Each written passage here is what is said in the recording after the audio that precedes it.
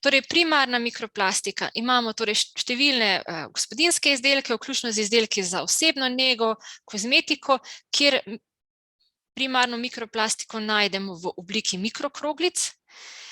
Potem druga skupina so pa primarna mikroplastika v obliki surovine, ki se uporablja za proizvodnjo plastičnih izdelkov, številnih produktov, kot so pnevmatike, barve, tekstil. Zdaj, našla sem raziskavo, ki je pokazala, da ljudje letno proizvajamo in okolje sprostimo nekje 1,5 milijona ton primarne mikroplastike.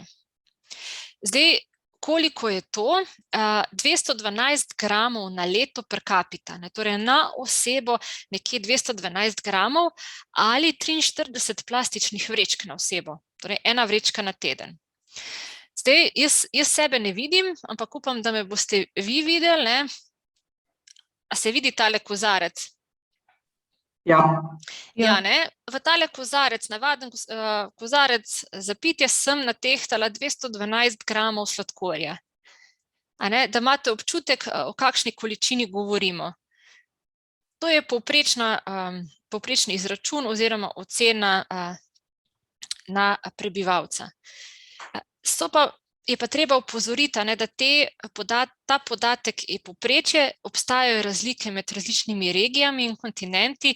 Ne vem, v Afriki je ta količina toliko nižja, da bi lahko enačili samo z 22 plastičnimi vrečkami, medtem ko v Ameriki je pa ta količina toliko večja in jo lahko enačimo s količino nekje 150 vrečk na osebo, kar je bistveno več. Mi, Evropejci, smo pa nekje v tem povprečju oziroma malo nad tem povprečjem, če gledamo per capita.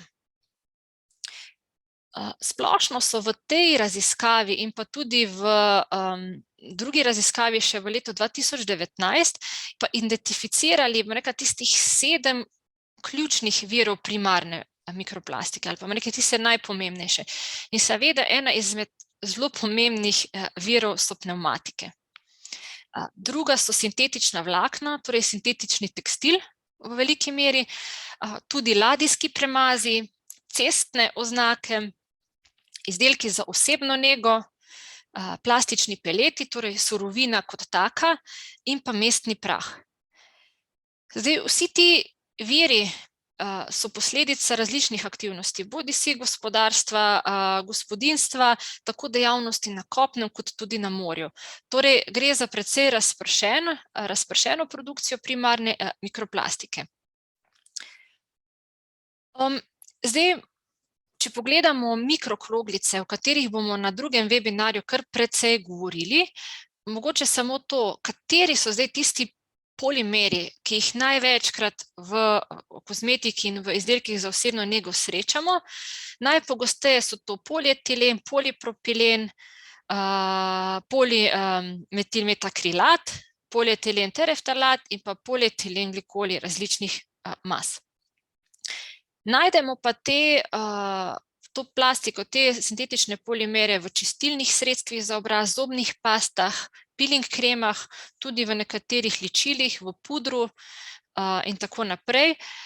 In ocenila je ta Plastics Europe organizacija, da nekje v 6% vseh tekočih izdelkov za čiščenje kože, ki se prodajajo v Evropi, torej Evropska unija, pa Švica in Norveška, vsebujejo mikroplastike in od tega jih največ vsebuje polietilen.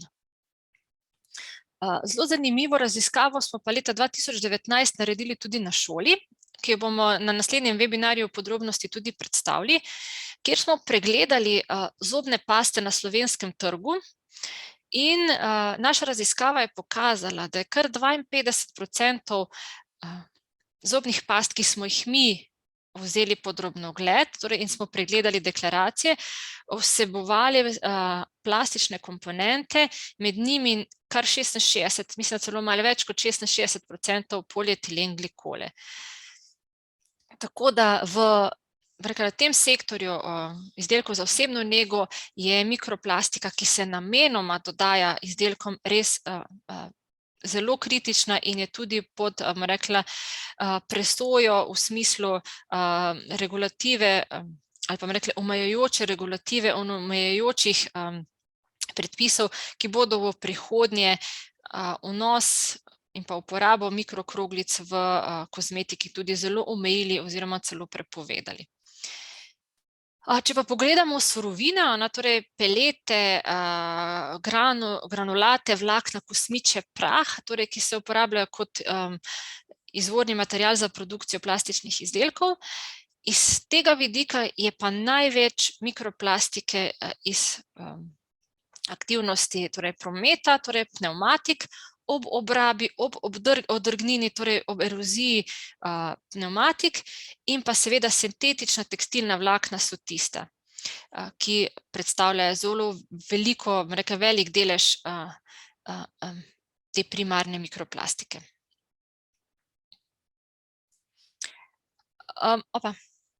Tukajle sem pripravila še eno shemo oziroma jo je pripravila Mednarodna zveza za ohranjanje narave in naravnih virov, tudi v okviru predhodno omenjene raziskave.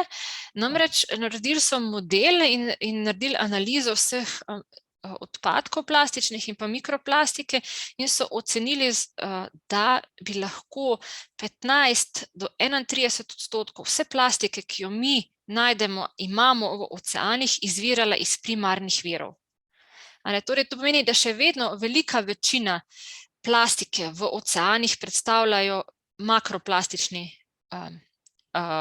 izdelki, torej govorimo o sekundarni mikroplastiki, se vidite tukaj različne plastenke, vrečke in tako naprej. Medtem ko od 15 do 31% te plastike pa lahko izvira iz primarnih virov. In ti primarni viri so tukaj gor tudi navedeni in vidimo, da je večji delež, torej tretjina primarne mikroplastike izvira iz sintetičnih tekstilnih vlaken, skoraj 30 pa iz prometa, torej iz pnevmatik. Medtem ko mogoče zelo zanimiv podatek, izdelki za osebno nego prispevajo nekje po oceni tega modela 2% primarne mikroplastike oziroma mikroplastike v oceanih. V tej raziskavi so tudi ugotovili, da večina, torej mislim, da celo več kot 95% vse te plastike, bodi se to makroplastika, primarna, sekundarna, nastane zaradi dejavnosti na kopnem in se potem preko različnih poti, ali je to cestni odtok, tukaj ocenjuje nekje 60%, ali izpiranja preko sistema za čiščenje odpadnih voda, nekje četrtina te plastike prenese v oceane. Tako da to so zelo eksaktni podatki, ki so že znani.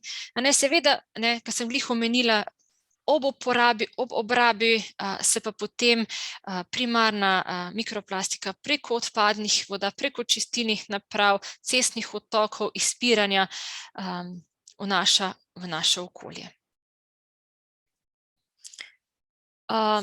IUCN, torej Mednarodna zveza za ohranjanje narave in naravnih virov, je naredila tudi raziskavo po regijah, po celotnem svetu.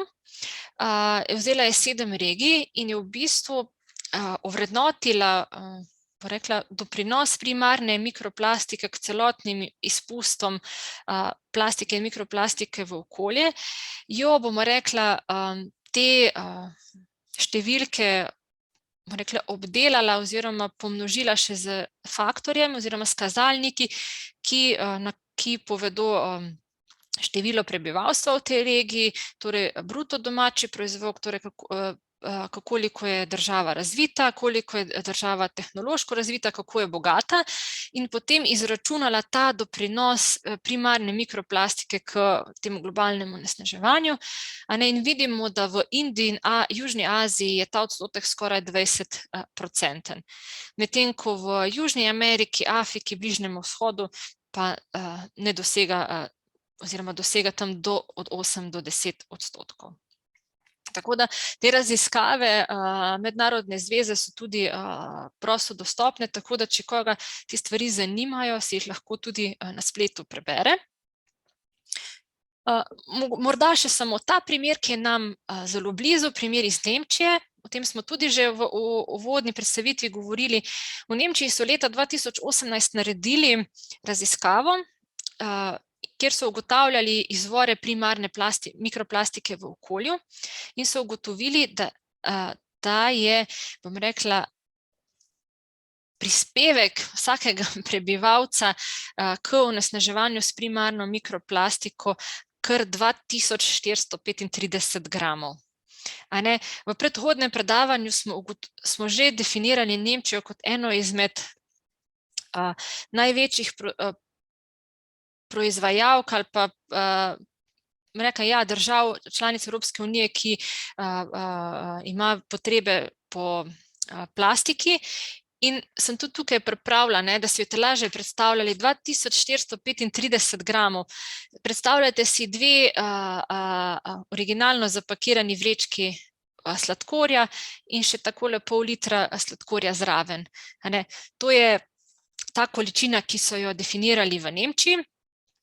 Zanimivo pa je, da so večji delež, torej kar polovico te mikroplastike pripisali uporabi pnevmatik, torej uporabi odrgnine pnevmatik, kar je seveda rezultat gostega prometa na tem področju.